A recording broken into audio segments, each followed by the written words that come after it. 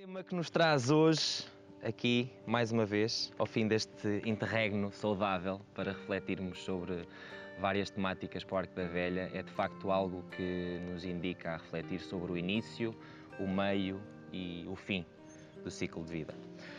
E o ciclo de vida pode ser de facto abordado por várias perspectivas e opiniões, e hoje esta questão da intergeracionalidade e as relações intergeracionais provocam-nos várias reflexões. E, portanto, a minha primeira reflexão, a priori, leva-me a pensar, não tivesse eu 27 anos e tivesse eu aqui reunido com várias gerações, que muitas das vezes, provavelmente, as gerações mais novas analisam aquilo que são os comportamentos, as vivências e, provavelmente, o percurso de vida das pessoas mais velhas. E a minha primeira provocação é pensar, por exemplo, se as gerações mais velhas, nessa perspectiva em que as pessoas mais novas analisam o seu percurso e o seu estado atual, não terão uma responsabilidade em, de facto, preverem ou lutarem ou assegurarem os direitos e os deveres das pessoas mais novas. Ou seja, eu aos 27 anos posso olhar para uma pessoa mais velha e perceber que ela tem uma característica fenotípica Y porque o seu percurso foi X, porque as suas vivências, as suas experiências e principalmente os seus comportamentos ao longo de vida até àquela etapa foram Y. E depois, ao estudar esses ciclos de vida, podemos perceber que provavelmente essas pessoas não se prepararam para provavelmente viver bem até mais tarde. E essa primeira reflexão é como é que essas pessoas mais velhas também não terão uma responsabilidade educacional com as gerações mais novas, no sentido de perceber como é que se deve desenvolver um ciclo de vida saudável. Mas, acima de tudo, também perceber que, e não entrando aqui em temas mais vagos que nos levariam a outro tipo de reflexões, mas a solidariedade entre gerações, quer a nível do ambiente, a nível de recursos, a nível societal, estaremos nós, de facto, a preparar gerações que aí vêm para terem o tão desejado envelhecimento ativo, participativo, coeso, assente naquilo que provavelmente hoje é aceito por todos como principal fator de uma felicidade e de uma plenitude, que é de facto as relações.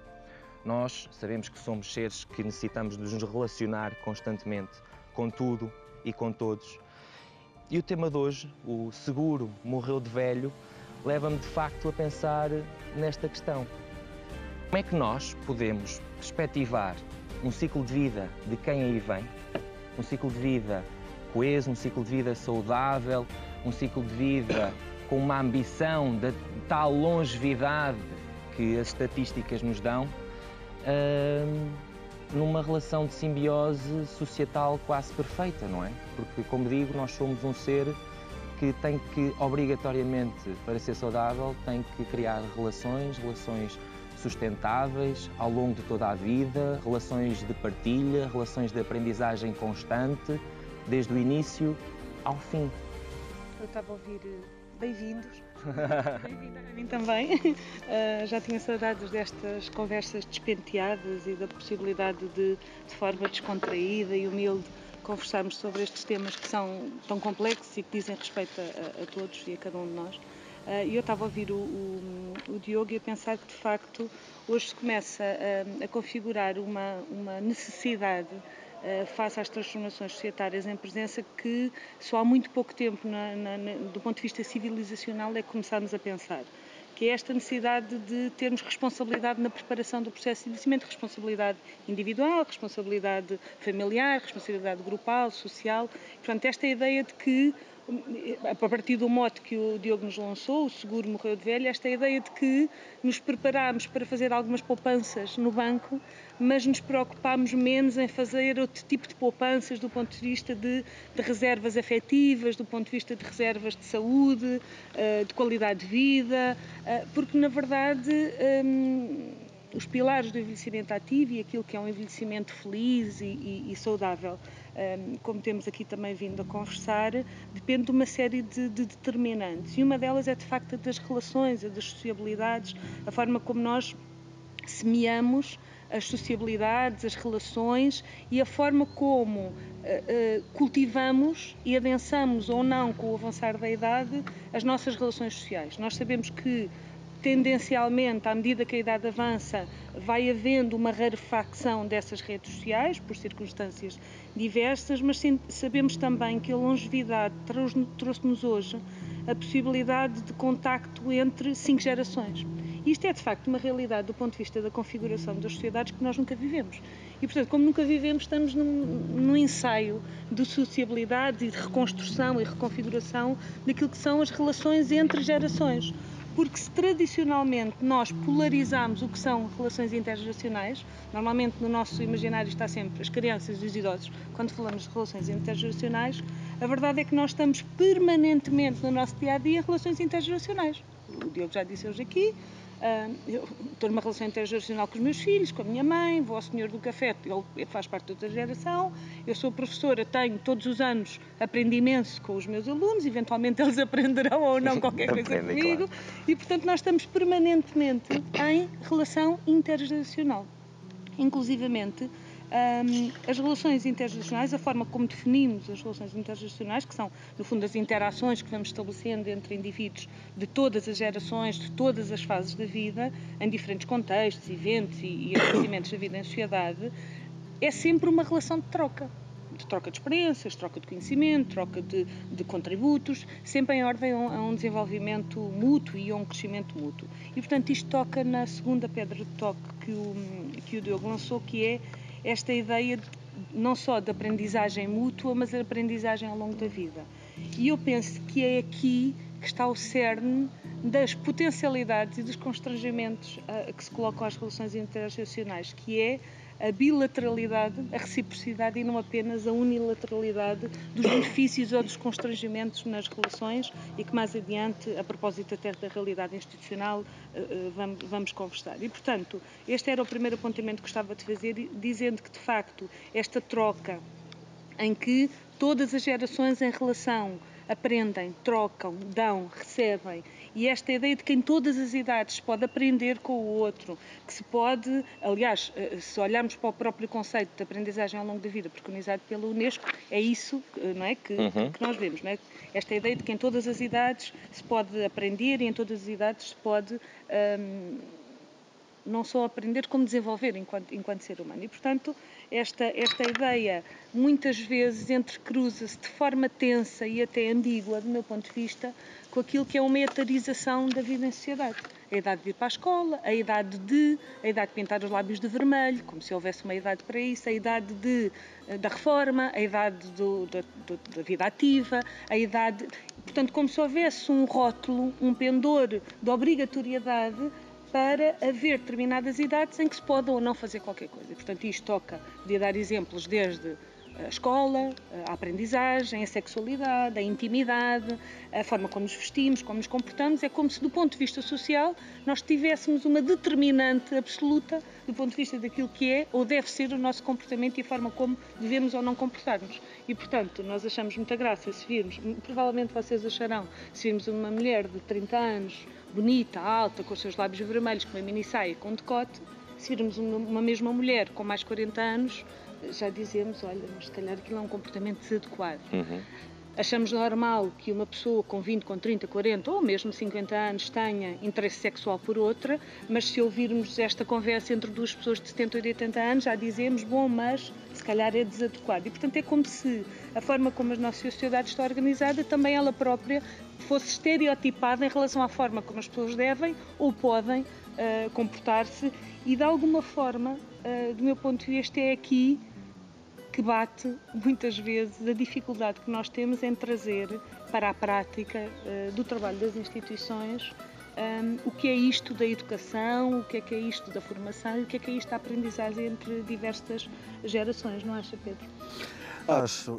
Bem-vindos, boas férias para todos, estamos aqui e pegando no que a Carla estava a dizer, de facto nós somos pessoas humanas todas muito arrumadinhas e muito etarizadas, e temos um estereótipo e um selo que nos marca ao longo da vida, ou seja, o que é normal fazer-se na adolescência, o que é normal fazer-se na idade adulta e o que já não é normal fazer-se na idade adulta. E, portanto, vamos nos organizando desta forma e muito até estereotipado e com o risco, de facto, de exclusão. E até de criarmos algum tipo de exclusão. Depois há aqui uma outra ideia que é verdade, que nós vamos sendo, ao longo do ciclo de vida, nós vamos sendo sempre aquilo que é vamos sendo sempre o resultado da nossa vivência. E é este resultado da nossa vivência, das nossas experiências, dos nossos gostos, das nossas expectativas, não é? Que nos faz efetivamente relacionarmos, escolhermos as relações que queremos num determinado momento da vida. Já não é possível ouvirmos ou querermos determinadas coisas e o que não é muitas vezes respeitado. E, portanto, acha-se que há coisas que temos que viver em determinados momentos como se efetivamente isso fosse assim. Por outro lado, a sociedade só existe porque existem várias gerações. E o resultado do progresso é exatamente esses inputs que todas as gerações dão para o progresso de uma sociedade. Desde o 0 aos 100, não é? Porque todos nós somos pessoas com um lugar próprio, comum, na sociedade. O que não é expectável, de facto, e quando eu digo que há coisas que não nos apetecem fazer, é que efetivamente no contexto, por exemplo, em contexto institucional hoje, a intergeracionalidade, e fala-se muito em criar centros intergeracionais, isto, aquilo e aquilo outro, porque de facto nós somos também de modas. Portanto, alguém se lembrou da intergeracionalidade e, portanto, vamos todos trabalhar a intergeracionalidade e vamos criar respostas intergeracionais. Mas o que é isto? E é preciso ter aqui algum cuidado e alguma cautela. Porquê? Eu não sou um grande fã, não rejeito em absoluto a questão da intergeracionalidade, até porque é um produto da própria sociedade, como acabei de dizer, não é? A sociedade só existe e só se constrói, o progresso só se constrói no contributo por todas as idades. No entanto, permanecendo, e quando se fala da intergeracionalidade, fala-se das crianças, dos jovens com as pessoas mais velhas. Portanto, em contexto institucional, criar respostas intergeracionais, eu tenho sérias dúvidas. Primeiro, nós hoje falamos de que resposta para pessoas mais velhas, que resposta. Portanto, se for uma resposta para pessoas com demência, eu creio que a questão da intergeracionalidade aqui só atrapalha. Atrapalha e não trará certamente benefícios. Se estivermos a falar de pessoas perfeitamente independentes, que frequentam o centro-dia, enfim, que fazem as suas atividades, também tenho sérias dúvidas que ao longo de todo o tempo e de toda a etapa haja uma resposta em perfeito confronto entre as duas respostas. Isto porquê? Porque aquilo que a minha prática, ainda que limitada, me diz é que, por exemplo, eu tive projetos de verão, por exemplo, em que tínhamos cá crianças e jovens e acabámos com isso porque as pessoas idosas começaram-se a sentir, nos primeiros dias era tudo muito agradável e muito aprazível, mas depois começaram-se a sentir invadidas no seu espaço e o barulho era muito, porque sabemos que as crianças são mais agitadas, os jovens, enfim, são mais agitados, e portanto havia muita agitação e as pessoas não se sentiam confortáveis com essa convivência quase diária dentro do mesmo espaço. Outra coisa é aqueles programas que efetivamente nós temos com outras instituições, em que vamos a miúdo, todas as semanas, uma vez ou duas vezes por semana, vamos à instituição ou as outras vêm cá e, portanto, fazemos determinadas tarefas e determinados encontros. Olha, por exemplo, um deles que eu guardo na memória, que acho muito interessante, que foi os jovens com os seus iPhones e com os seus iPads portanto, nós levámos uma máquina de escrever. Que é uma coisa curiosa, eu ainda sou do tempo da máquina de escrever, não é? E lembro-me de ir ao trabalho da minha mãe e ela ter a máquina de escrever e, portanto, foi uma atividade extremamente interessante e extremamente gratificante. O que é que eu quero dizer com isto? quando falamos em contexto institucional das questões de potenciarmos, e até porque isso hoje é uma moda, potenciarmos aquilo que é a intergeracionalidade, o que é isto? Ou seja, o que é que nós queremos e quando estamos a falar disso, estamos a falar do quê? Eu tenho aqui algum receio porque nunca ninguém também me explicou, ou não se consegue explicar, de que forma é que isto se operacionaliza. Não é? Do ponto de vista da intenção, obviamente que sim, até porque não temos que criar guetos em termos de respostas, não é? Não é uma forma de criarmos guetos, mas como é que isto depois se operacionaliza, eu tenho aqui algumas sérias dúvidas ou algumas reservas. Eu de facto, continuando a tua linha de pensamento, concordo também com a questão que a Carla explana aqui, da questão das estereotipas, do estereótipo etário e mesmo o próprio estereótipo das relações. Eu não me é estranha a ideia de que, infelizmente, uma criança tenha dificuldade em se relacionar com uma pessoa mais velha. Não porque isso de facto aconteça, mas que provavelmente a ideia que nós passamos sobre as pessoas mais velhas, quer a própria sociedade, quer a própria publicidade, e nós involuntariamente à nossa volta podemos levar a que as crianças tenham, por exemplo, essa imagem. E onde é que eu quero chegar? Eu quero chegar à questão de que as atividades intergeracionais de facto têm que ter um sentido e um objetivo. Nós não podemos juntar pessoas idosas e crianças só porque sim, só porque o Sr. Presidente da Câmara quer que seja ali feita uma atividade intergeracional, só porque o técnico achou que aquilo vai ter ganhos. Esses ganhos, hoje em dia, avaliam-se. Hoje é possível avaliar como é que uma pessoa mais velha, institucionalizada, pode usufruir dos ganhos de uma atividade intergeracional. E, de facto, tem ganhos. As atividades intergeracionais têm ganhos, só que de facto não podem ser feitas do pé para a mão. Têm que ser analisadas, temos que perceber que tipo de população temos à nossa frente, exatamente como tu dizes.